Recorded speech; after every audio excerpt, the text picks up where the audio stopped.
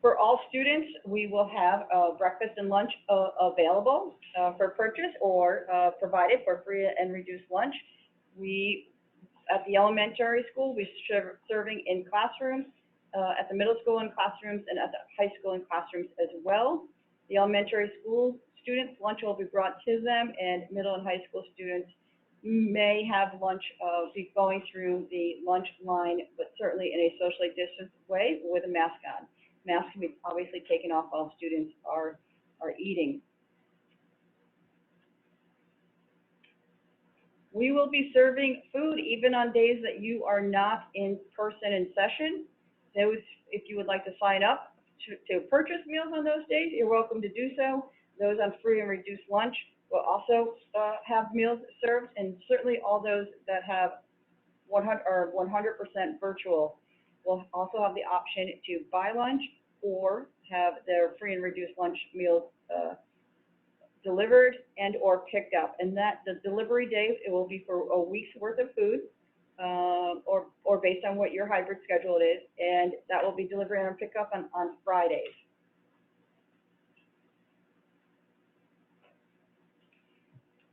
We will have one child per seat on the bus. All masks are mandatory unless medically unable to wear. If unmedically able to wear, we will certainly socially distance on the bus.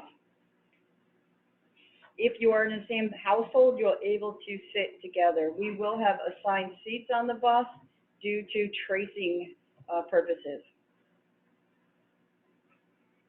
Certainly our drivers, monitors will also have masks on the bus and will have a disposable mask available, and your student will have that handed to them if they do not have one on.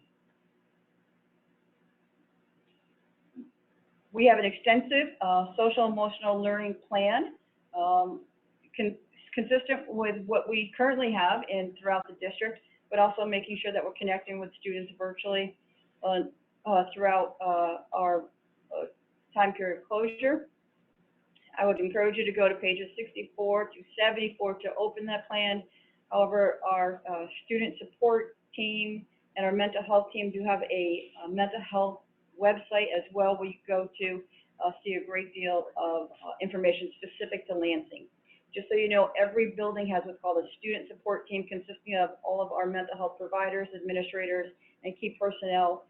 We work closely with outside therapists, outside providers, and anybody that we need to come together to support students. We have two options available for instruction: the hybrid model, which is a blend of in-person and virtual instruction, and the 100% virtual.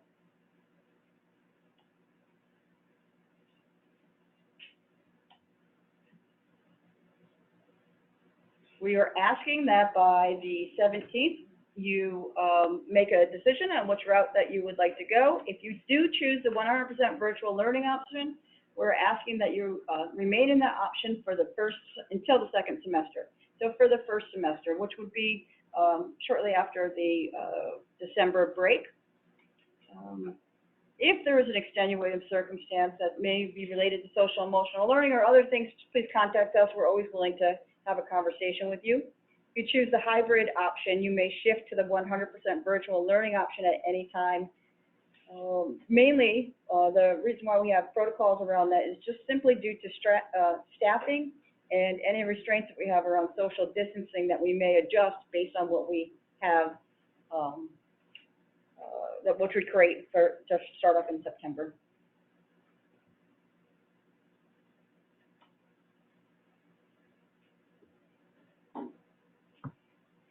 We do have current considerations happening. We're reviewing various learning platforms, ways to streamline our virtual instruction. We have made some decisions there.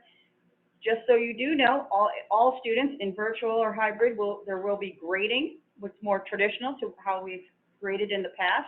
We will be taking daily attendance. This is a New York State requirement. We will be teaching with intention. The focus will be on New York State landing standards. And we are working with TST BOCES to see what type of virtual learning opportunities may exist. This typically would be more for the upper middle school and secondary level, grades 7 through 12. We have not received any information or guidance on New York State regarding Regents exams, state assessments, or any other requirements that have been waived that would have been similar to last year. I don't expect that to happen anytime, so we are moving forward with the assumption that they will still be happening. There have been questions about 180-day mandate by New York State. We are still have that mandate. There is a waive on the number of minutes per week of instruction that is required. The specific question was how can we meet our 180 days with 4 days of upfront superintendent conference days, what they call it. You have 4 superintendent conference days per year given to you, and they count as student days because they're professional development days for faculty and staff. So those 4 days count towards the 180 days. We also have student orientation days and connection days. They also count for student days. So although our full schedule, our full-time hybrid schedule is going full force on September 21st, the days prior to that do count. We also have a number of days embedded in the schedule for emergency days.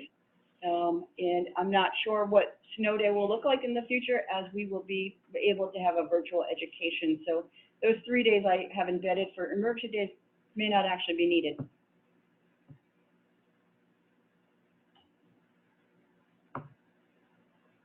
We will be using Google Classroom, something called ClassLink. We are reviewing learning management systems for students. As I stated before, we are taking daily attendance, and we have both synchronous and asynchronous lessons to be planned. Just as a reminder, synchronous means at the same time, maybe a live happening in a Google Meet or some other type of format to have in real-time conversation and lesson planning. And asynchronous means a pre-recorded or to do later at a later date lesson plan. So that would be what synchronous and asynchronous means. There will be a daily schedule for students, as I said, grading and assignments. Assignments for all students will be similar in nature, but certainly how they are shared and how we are giving feedback may be different than in person and virtual. One of the common concerns or difficulties during our springtime was having to go to multiple different sites to hit all the Google Classrooms. ClassLink is something that will support us, or you and your student, with having a more streamlined approach for this. So you will see that your Google Classroom will be up here. You'll be able to hit any Google Classroom and all the other apps and supports and resources for your student on one page. So hopefully that will be something that is really helpful.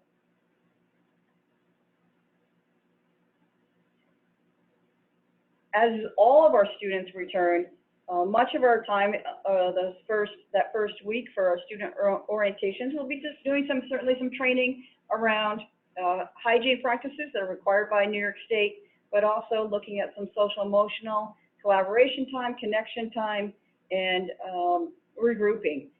We also will be looking at assessing any foundational gaps that may have occurred, identifying any essential standards that are critical for future success that may have also had some gaps, and we'll be using screeners and other tools to identify any social emotional concerns that exist. This will also happen with students in the 100% virtual environment.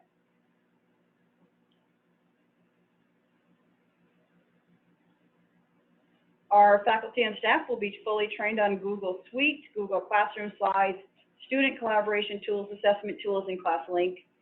We are focusing a great deal on Better Lessons, which is lessons designed for synchronous and asynchronous lesson planning. We're also providing families with some training in early September around Google Suite and ClassLink, so you're able to best support your student. Right now, we're gathering information on who is selecting what type of learning environment, and we will be looking at, once we have that information, how we will be delivering our 100% virtual instruction. At the elementary level, it likely will be that we would have a virtual instruction teacher that is dedicated to that. And it may be at the upper secondary level that we would have a schedule for students to connect synchronously or at the same time. There are some obstacles that we're working through regarding that synchronous instruction, and we have been looking at our bandwidth and our ability to have that much streaming, so that's something we're working on. We are also trying to purchase a number of cameras for our classrooms. There is a shortage right now. We put the order in a few months ago, so we're hopeful to have those cameras here soon. So there's some obstacles there.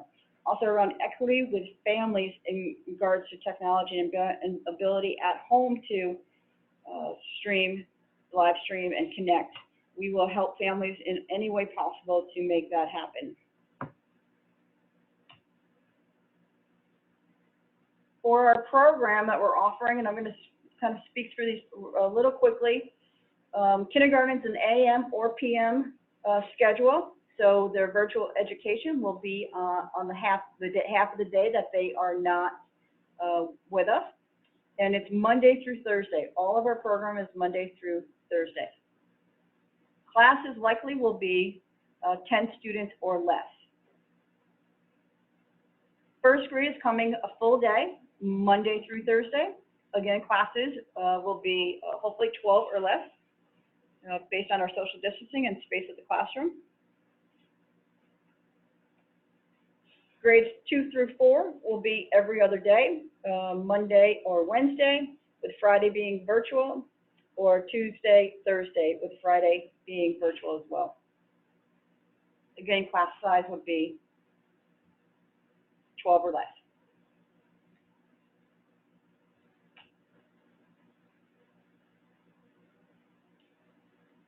Students in grades 5 through 8 will also be coming to school in a similar manner.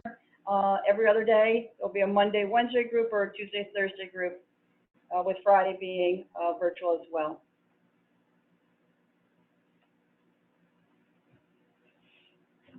Students in grades 9 through 12 will be on a different type of schedule. They'll be following their regular schedule. We'll have half the population in the building at any given time.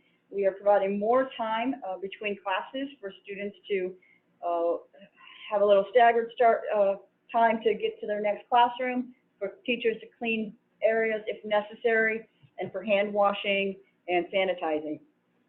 So students will be following a typical schedule, and the part of the goal would be for our virtual learners to be also following a similar schedule.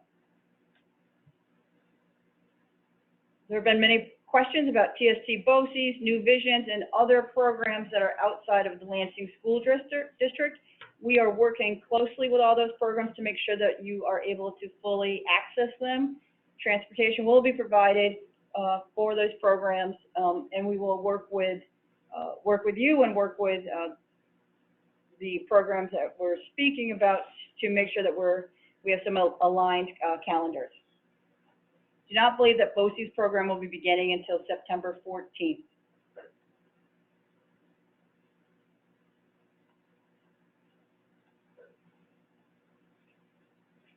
Special education, English language learners and services. We will be looking at all of our IEPs and working with families to make sure we're providing the best services possible. Some will be virtual, some will be in person, and that will be determined on an individual basis. So we will be working with you at the building level and with our Director of Special Services to make sure our students' needs are being met. There's been questions about why Friday. I think there's also a misconception that the day off is a cleaning day.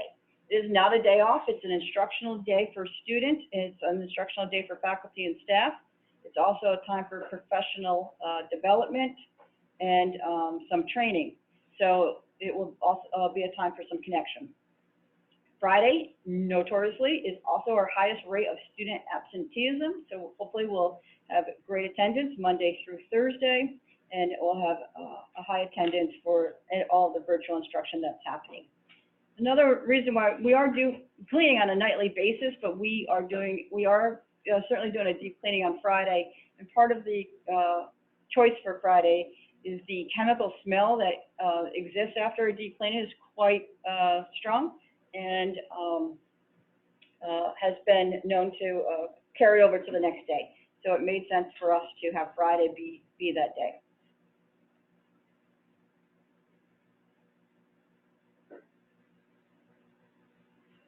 We are getting your request, and we'll work hard to have family units on the same day unless otherwise requested. We will have balanced classes, and we'll be doing those classes in-house. We've already started that process, and we've gotten to see some of your responses to your student information form.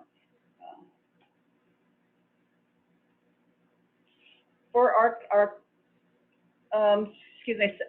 we will have some extracurricular options that we'll be able to offer virtually. They will not likely start until September 14th or the 21st, so we can get them set up appropriately. Athletics are currently on pause for New York State guidance, and we'll be working with all of our in-house groups to do as much as possible with social distancing and supports for our classrooms. Just as far as the schedule goes, we do believe we'll be able to keep the current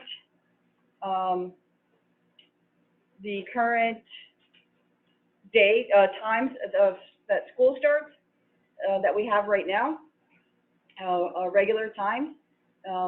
With the limited number of people coming on campus on a daily basis, which is at most half the population, we believe that we will have a pretty good, a pretty well managed pick up and drop off in the mornings, just keeping our times. If that changes, we will do a stagger, but we're hopeful to move forward with that. All middle school and high school students will be going home at 2:30. At this time, we will not be having an afternoon block. So the middle school and high school day will end at 2:30. There may be virtual instruction time that's happening from the 2:30 till 3:10, but it will not be in-house. Our calendar, that first week of school will be for professional development. The student times for September 14th to 18th, we're doing orientation and training. September 14th is kindergarten, AM, PM, first graders, students in grades 2 through 12 assigned to Monday and Wednesday. Those students only come on Monday, September 14th. On Tuesday, September 15th, students in grades 2 through 12 assigned to cohort 2, or Tuesday and Thursday will be joining us. We will be deploying all students with a Chromebook. If you do not want a Chromebook, you can let us know. We have our form, our technology device request form ready to go. I will be sending that out to School Messenger. We will be delivering them, or you are able to pick them up the week of August 31st to September 4th. We do appreciate that we were able to have almost all of our Chromebooks returned, with less than 10 still out in the community. So we do appreciate your diligence with that. So all students will have access to a district-supported Chromebook. You will receive a user information guide, and we will require your signature this time. So we will send that link out, and we'll make sure that you get an appropriate device. In addition, we will be starting to ask you what type of technology, type of service that you need, or assistance that you need to have quality Wi-Fi to be able to access your child's instruction. Childcare. This is something that we are working very diligently to be able to provide or offer you. The use of the Methodist Church, which has 7 classrooms and an open space for us to be able to use. We have spaces throughout the district that we're able to use. At this time, the availability of childcare is completely determined by our current staffing abilities, hiring capabilities, and space available. Once we hear from you and know what you would like, and we have hopefully are increasing our hiring right now, there is a posting for a child care or school monitor positions. There will be child care workers. I will also send that out. So we are hopeful that we'll be able to hire enough people to be able to provide child care. Key point to the child care is that transportation to and from child care is not available. So if you would like your child care to go to school on the day, they cannot use the bus, even though the bus may be going by, because of tracing purposes and our limited seating availability on buses. So transportation to and from child care will be on your own.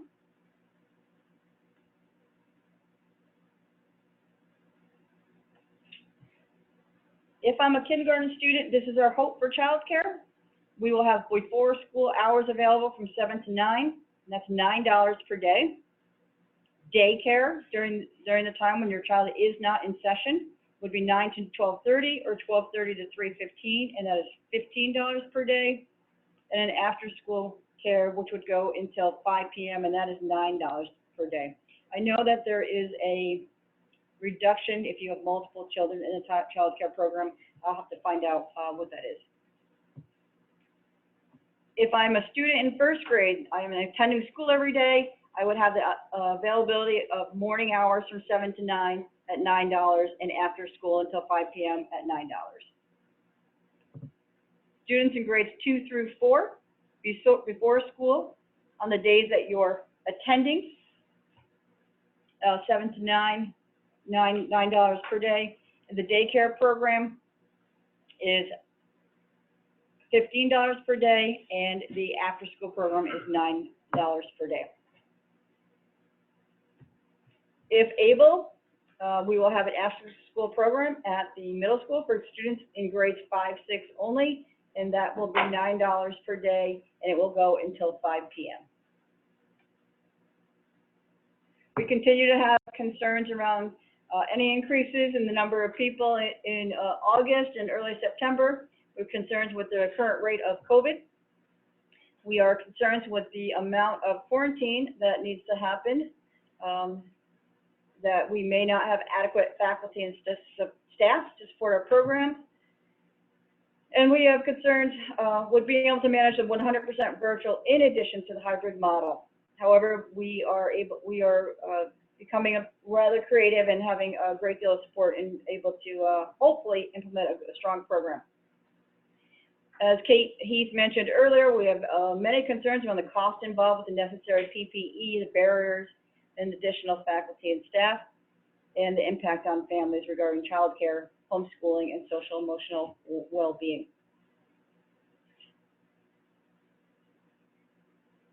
I did have a question. Why don't we just start on October 1st and see what happens as our community of students returns, which we certainly welcome them. I will let you know that the governor has made a clear statement that you have to have metrics in place to show why you are not returning students to your campus, and that if following all the social guidelines and protections, if you're able to return, that you must do so. Our metrics show that we're are well below the 5% infection rate and have no reason not to move forward with opening school. However, we're doing so on a slow basis with full return on September 21st.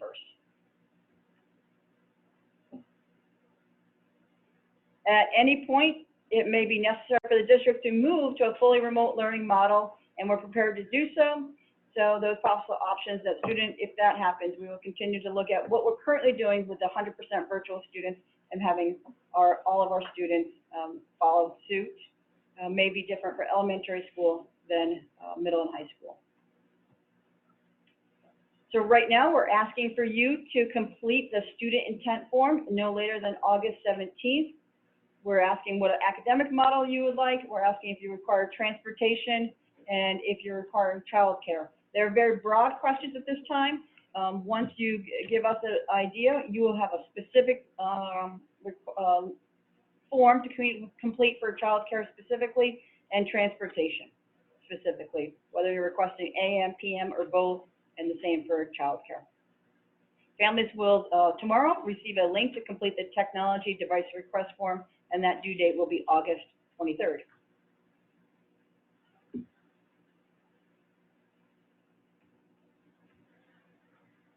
So thank you so much. I went through that fast and furiously tonight so we would have adequate time for questions. I have a number of questions here, and there's a number of questions for my team that they've been collecting. So I will have one of them start with some of their questions, and then I'll look at mine, and we'll keep hopefully answering for you to the best of our ability. I'll start.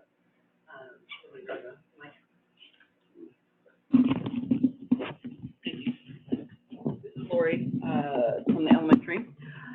One of the questions that came to me was, are we going to have recess in elementary? Yes, we will have a recess at the elementary. Ms. Rivera will answer about the middle school. It will look a little different than what it's looked like in the past. All the classes will go out they might be going out at different times. They'll be going to designated spaces, and they'll be staying with their class and their teacher doing different activities. But yes, we will go outside as much as we possibly can, and weather dependent. One of the other questions that came to me was specific grade level info on how virtual versus in-person learning will work. What we will be doing is a mixture of both synchronous and asynchronous learning for both the hybrid time and the 100% virtual.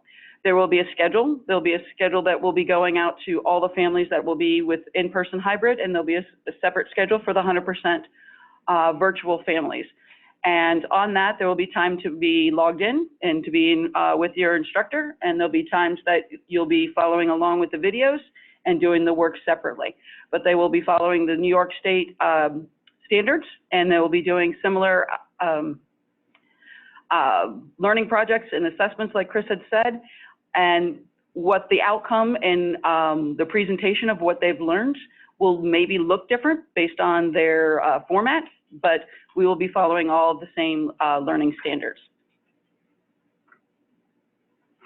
I'm going to pass this over to Ms. Rivera. Maybe not.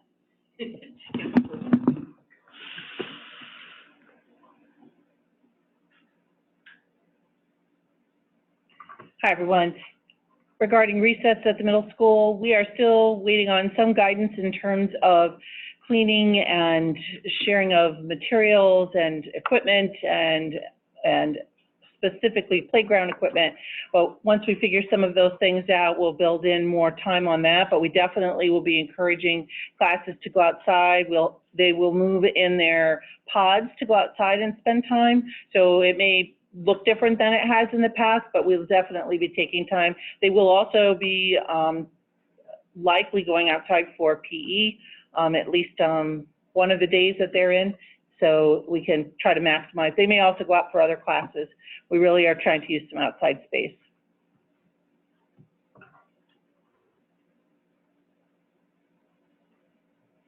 We're moving a mic around. On mic. Appropriate person.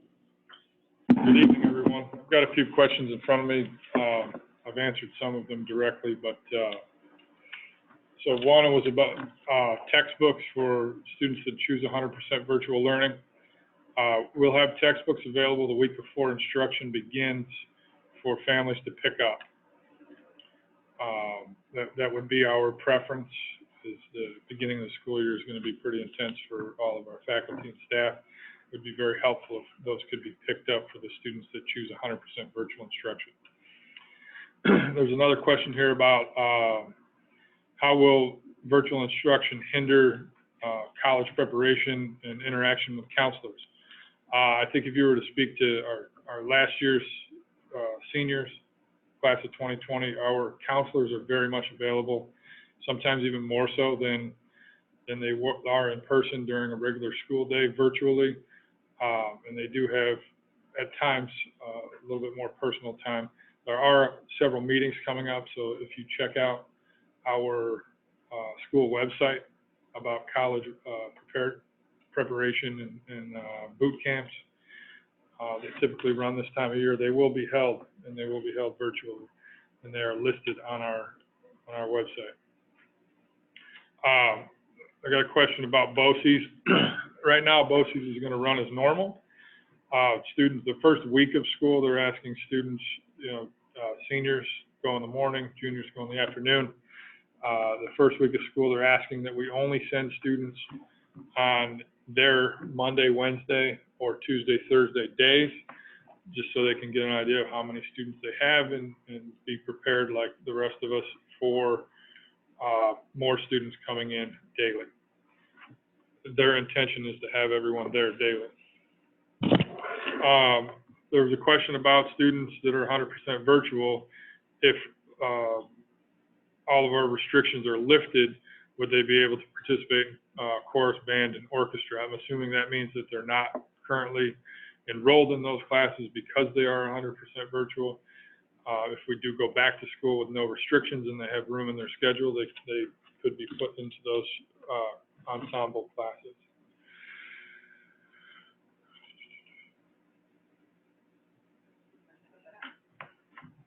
I'm gonna pass the mic again.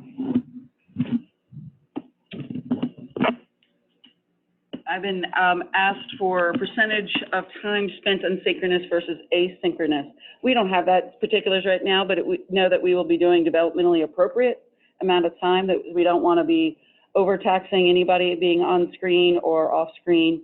But we will be looking at it, and obviously as they get older, they can do a little bit more independent work. But we don't have those specific percentages, but know that we'll be doing it developmentally appropriate as best we can.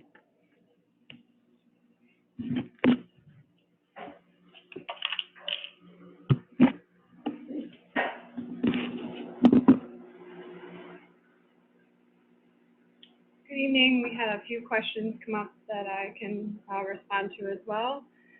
A question came up in regard to the form that was sent out by the district, and how do you, if you're a family that's choosing to homeschool, and not use the hybrid or the 100% virtual option. So for homeschooling intentions, you want to contact TST BOCES.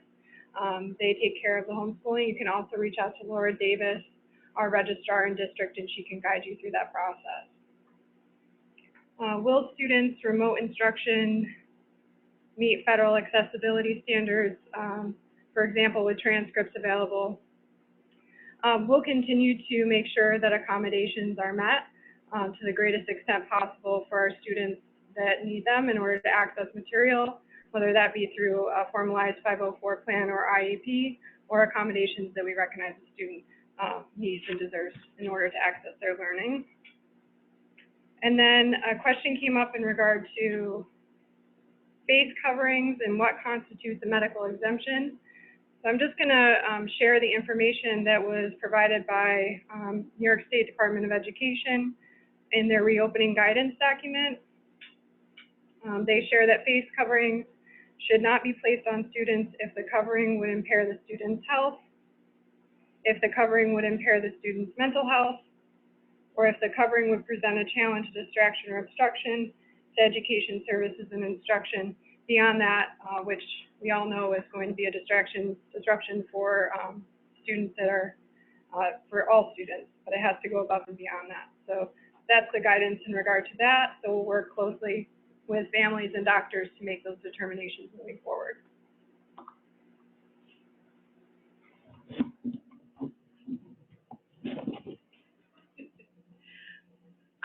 Just to clarify, make sure everybody, yes, children that have 100% virtual will have regular interaction with other kids due to the fact that we'll have a schedule and they'll be following the schedule. So they'll see their virtual classmates with them.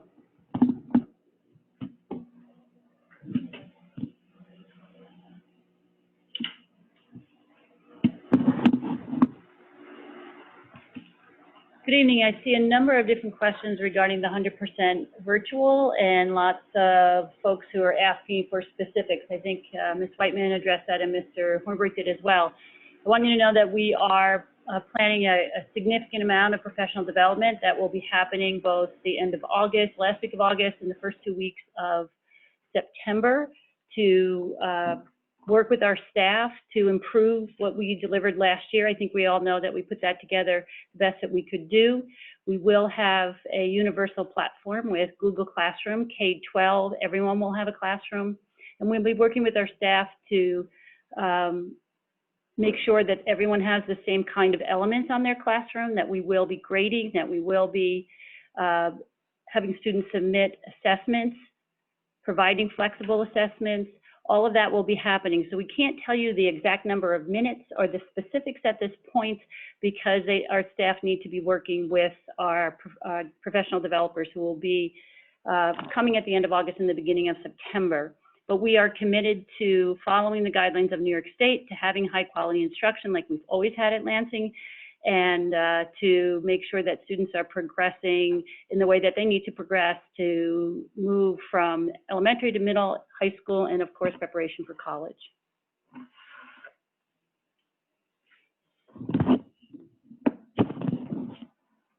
The question about homeschooling, and if you make a determination to homeschool your child and then decide in January that you want to end homeschooling and enroll them back in district, you do have the option to do that. There's not a restriction on that.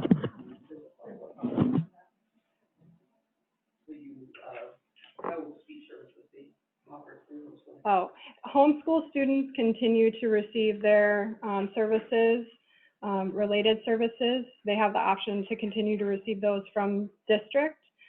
Those are provided by district providers. During a typical school year, we would generally have families transport their children for their services to be provided within the district. However, given our shift this year and to minimize exposure, we are continuing to provide some related services if they're effective in that way through teletherapy. So there may very well be that option for your family, but related services are continued to be provided even to homeschool students.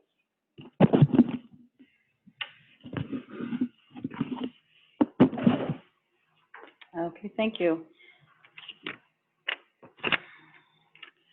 I have a number of questions regarding the technology. What is our plan for families without access to tech? And I'm assuming we're not talking about devices because we will provide the devices. We will be working with families individually to determine what your needs are, and we'll support as best we can to make sure that you either have access to some type of Wi-Fi through a hotspot, or that you have access through the materials in another way with uploading onto the computer. But we will definitely be working with you to make sure that you have accessibility for equity purposes. Do you recommend using school-provided Chromebook or personal one if available?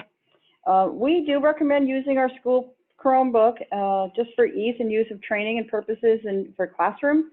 There would be an expectation if you're in the hybrid and in the upper grades that you would be transporting the Chromebook back and forth with you. We are looking to see what the ability is to have Chromebooks both in the classroom and at home without transport, but our order will not be in until January. So that we know that that won't be able to happen at the start. However, if you want to use your personal device at home and leave your Chromebook in school and not bring your personal device in, that would be fine with us as well, as long as it had the same capability for you to do the work.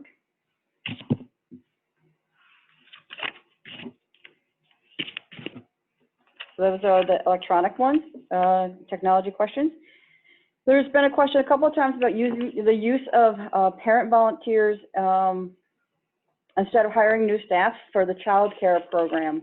We certainly can have that conversation. We're not allowing volunteers in the school, but for the child care program, as long as it's something that is consistent and able to happen on a regular basis. So if you are interested in the child care program and volunteering, if you could please just contact me through one of the emails and let me know, and we will stay in touch with you about that. There is a request to see some of the classrooms and what it will look like in a socially distanced manner. I will let you know that our elementary building is under construction right now, so maybe we'll be able to find a way to get a classroom, but teachers have not really been allowed in the building. That's something we'll work on, but certainly we can do that for the middle school and high school right now, and get those pictures out to you. I know a lot is being removed out of those classrooms. There'll be 10 to 12 desks. There still will be reading tables with barriers in the elementary rooms, and we'll be doing a lot of work. But for the most part, classroom teachers who will be setting them up have not done that at this point. We will do our best to show you what it is, though.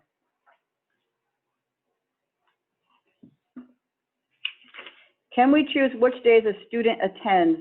We are letting families know that you're welcome to let us know why you need a certain day, and we will do the best we can.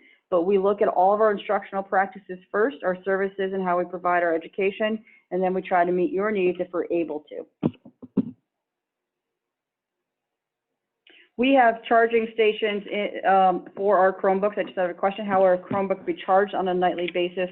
We have charging stations available at school for that Chromebook to be charged, and we will make sure it's identified to your child's name. If sports restrictions are lifted, will they just be moved to another time of year? So right now, the plan is to review again and look at September 21st. I do not foresee many changes happening in regard to athletics for the fall. There is already a planned condensed 3 seasons from January to June. So that is already out there on the New York State Athletics Association page, and we can get that up to you so you see what it would look like if we're able to start in January.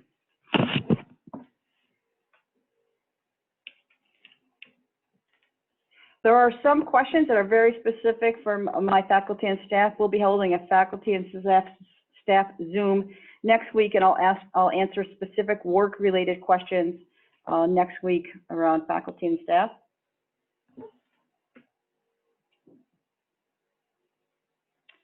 The calendar on 9/14 to 9/17, that would be the second week of school. There are 2 student orientation days, as I stated, on Monday the 14th and on Tuesday the 15th. Those are for students attending the hybrid. There will also be virtual instruction happening that week in some manner for all students on Wednesday through Friday and Monday through Friday for our students with 100% virtual. We can clarify that on the calendar. I think there's a question regarding attendance and what that will look like for virtual students. It will be daily attendance that you'd have to mark off for, the teacher would mark off for, and they would let us know if your child's sick that day.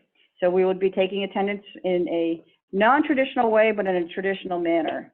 The question was, what would happen if, given that they have to be out, are we going to have less, is there more lax in terms of attendance requirements, seat time, that type of thing? The requirements for both virtual and hybrid are the same as far as attendance goes. It is required that you carry the same thing. So if we find that there's a significant reason why any student's out, we'll be following our typical protocols and processes with getting in contact you, with really seeing how we can support greater attendance and going through that process. There are a number of medical questions. I was very hopeful to have our medical director with us tonight, but she is on vacation. We will find a time for you to call in with any medical questions and concerns for a Zoom, but I can answer a few of these. If you go through use the screener and go through the screener process, have a telemed, they will be using the Ithaca site. The Ithaca site at Shops at Ithaca Mall for testing. There are other sites in Binghamton and New York State, in Syracuse that I know that are free state-funded sites. But we were told that it would be the Ithaca site that you would be directed to. Can I hop in there, Chris, and do a couple more than I just got? Will you read over those real quick? Let me finish out the Okay. telemed ones. Okay. If there is a fee for telemed conference, yes, this is, once you get past the screening and it says red or green, or if it says red and you go to have the telemed visit, that is, they will be asking you for insurance and such things. So it is insurance based. I'm not sure what the cost is, if there is a cost to it, but it would based on your insurance. We can get more information to you as that moves forward. The screening process is free itself and mandatory every day for everybody. So once you get through that and it goes red, you could go to your personal provider, or you can go through the screener to the next step of scheduling a tele-visit. One of the reasons why we're doing this, because they're, by signing on, they are guaranteeing a quick process. So hopefully to get you back into school or work on a quick, on a more timely basis. If you are screened and you are red, we do need to release from your healthcare provider saying that you're cleared to come back to work, or that you will have a test and that you've been and that you have done the quarantine. So if the telemed is required, it is required. The visit, it would be required in some manner, maybe not the manner of going through the screener once you get past the screener, because we would need proof that you've been that you are now healthy if the screener shows that you are red. So that would have to happen. You can't just quarantine on your own and come back to school. So it says if one member gets a red light, does that mean siblings should also not attend? I would say that this would be something that you would talk to the telemed visit regarding that. It would keep your child home until that visit happens, but I will find out more details about that.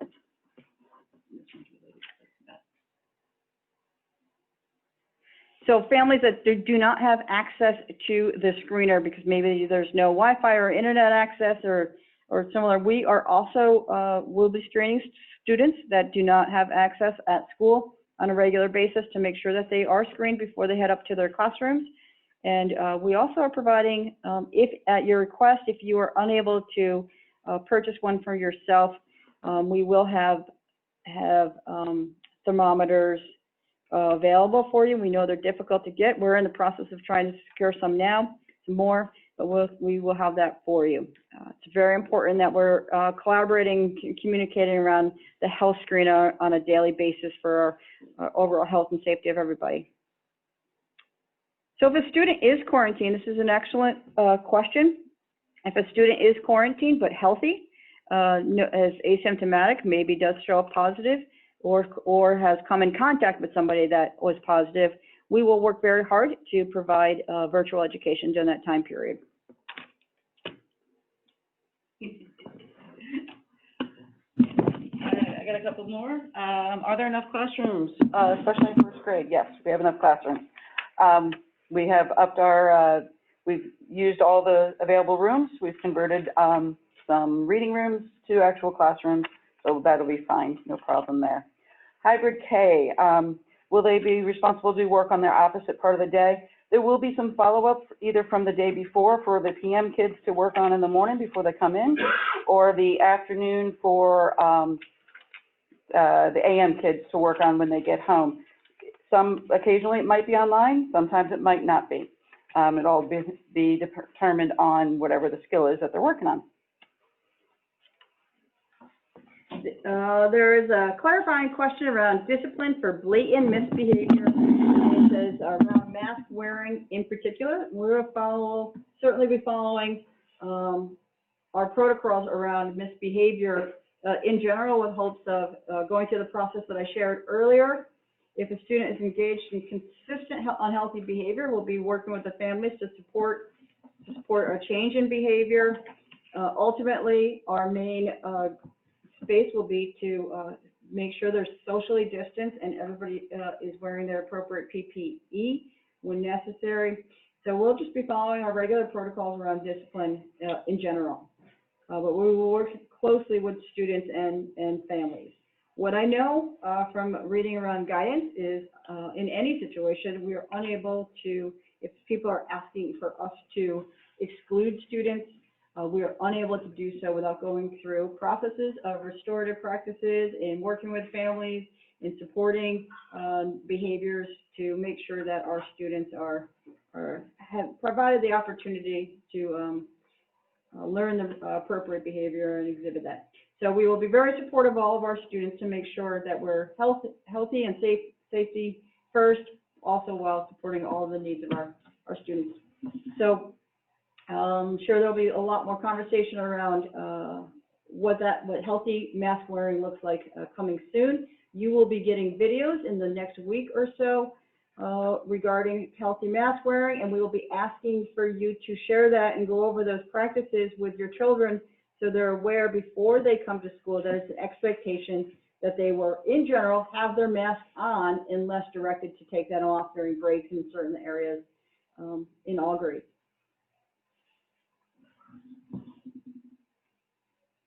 Question on whether or not they're using lockers. So there looks like there is, will kids use lockers, or is it carry in, carry out?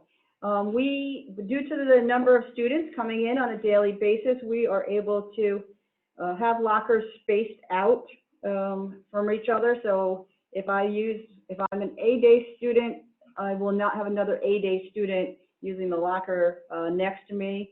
I may be able to have more space. So we're really looking at how many students will be coming into school for the hybrid model and spacing lockers and cubbies out and using bins and things that really keep things separate. We do hope that things go home more often than they currently do, so things aren't being left around and that you can wash and clean all the things that you need to.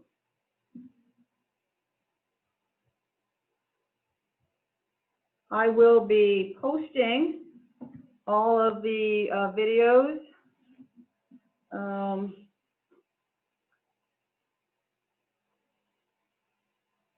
think there's a question about what does it look like right now, maybe regarding how many people are selecting the hybrid model versus the 100% virtual model.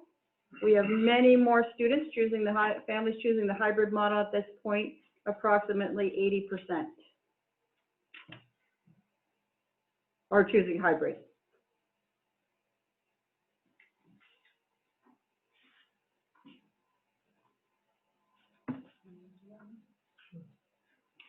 We just got a question about electives at the high school. Are all of our electives still available? We're moving forward with our bell schedule and our class offerings as normal. So any electives that would be available in the fall or in the spring will be available as normal.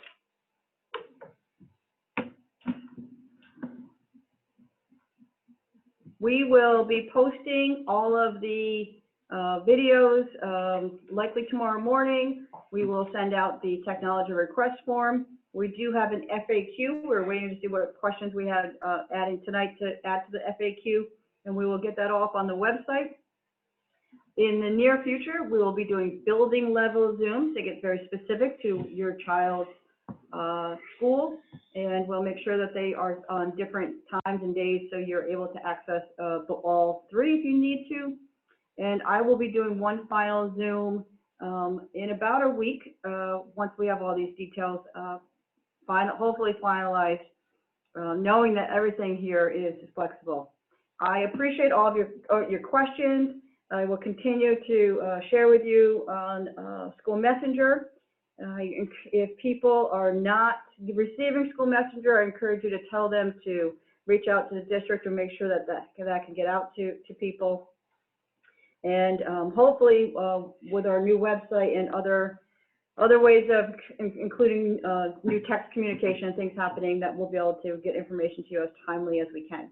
Again, thank you so much. I appreciate you joining us. And if you have questions, please always feel free to share with us. Thank you. Have a great night. Thank you.